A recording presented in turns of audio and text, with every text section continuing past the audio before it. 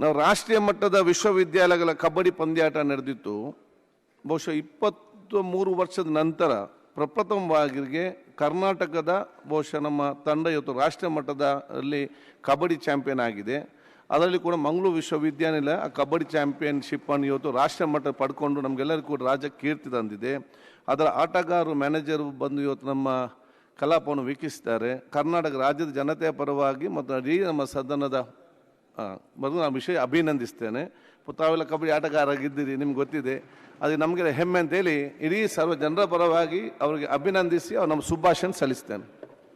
ಸನ್ಮಾನ್ಯ ಅಧ್ಯಕ್ಷರೇ, ನಾವು ಅಲ್ಲೇ ಬಂದಿರೋರು. ಅದಕ್ಕೆ ನಾನು university player, kabaddi player. Bengaluru ಯೂನಿವರ್ಸಿಟಿನ 2 ಸರಿ ರೆಪ್ರೆಸೆಂಟ್ ಮಾಡಿದ್ದೀರಿ.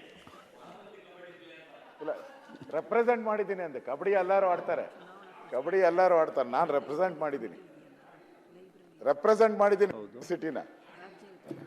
ನಿಮ್ ರಾಜಕೀಯ ಗುಟ್ಟು ಈಗ ಗೊತ್ತಾಯ್ತು ಸರ್. ಆಯ್ತು, ಈಗ ಕನ್ನಡ ಹೇಳ್ಕೊಡ್ಬೇಕು ನಿನಗೆ. ಆಡಿದಿರಾ ಆಡಿಲ್ಲ ಅಂತ ಕೇಳಿದ್ರಲ್ಲ, ಕನ್ನಡ ಹೇಳ್ಕೊಡ್ಬೇಕು ನಿನಗೆ. ಇಲ್ಲ, ನಾನೇನು ಕೇಳ್ತಾ ಇರೋದು ಕಬಡ್ಡಿ ಆಡಿದೀರಾ ಅಂತ ಕೇಳಿದ್ ನಾನು. ಆಡಿದೀರಾ? ಆಡಿರೋದಕ್ಕೆ ಇಲ್ಲಿ ಬಂದಿರೋದು. ಆಯ್ತು, ಆಡೇ ವಿರೋಧ ಪಕ್ಷದ ನಾಯಕರಾಗಿದ್ದು. ಅದರಿಂದ ನನಗೆ ಬಹಳ ಇಲ್ಲ, ಕುಸ್ತಿ ಆಡಕ್ ಬರಲ್ಲ. ಕುಸ್ತಿ ಆಡಿದ್ರೆ ಯಾವತ್ತೂ ಏನೋ ಆಗ್ಬಿಡ್ತಾ ಇದ್ದೆ.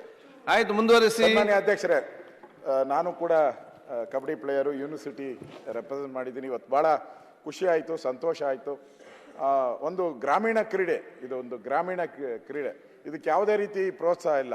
ಕ್ರಿಕೆಟ್ಗಾದರೆ ಮನೆಯಲ್ಲಿ ಬ್ಯಾಟು ಬಾಲು ಎಲ್ಲ ತೆಕ್ಕೊಡ್ತಾರೆ.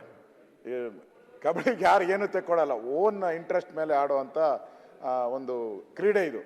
ಅದರಲ್ಲಿ ಈ ನಡುವೆ ಪ್ರೋ ಕಬಡ್ಡಿ ಬಂದ ಮೇಲೆ ಭಾಳ ಕಬಡ್ಡಿಗೆ ಎನ್ಕರೇಜ್ಮೆಂಟ್ ಸಿಗ್ತಾ ಇದೆ. ತಾವು ನನಗೆ ಸಂತೋಷನೂ ಆಗ್ತಾ ಇದೆ, ಆಶ್ಚರ್ಯ. ತಾವು ಆ ಪೀಠದಿಂದ ಕೂತ್ಕೊಂಡು ಅಭಿನಂದನೆ ಸಲ್ಲಿಸ್ತಾ ಇರುವಂಥದ್ದು ಇಡೀ ಕರ್ನಾಟಕ ಈ ಮೆಸೇಜ್ ಹೋಗುತ್ತೆ.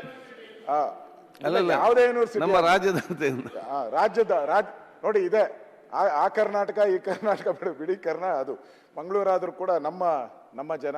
ಅದಕ್ಕೆ ನಾನು ಕೂಡ ನಿಮ್ಮ ಜೊತೆ ಅಭಿನಂದನೆ ಸಲ್ಲಿಸ್ತಾ ಇದ್ದೀನಿ.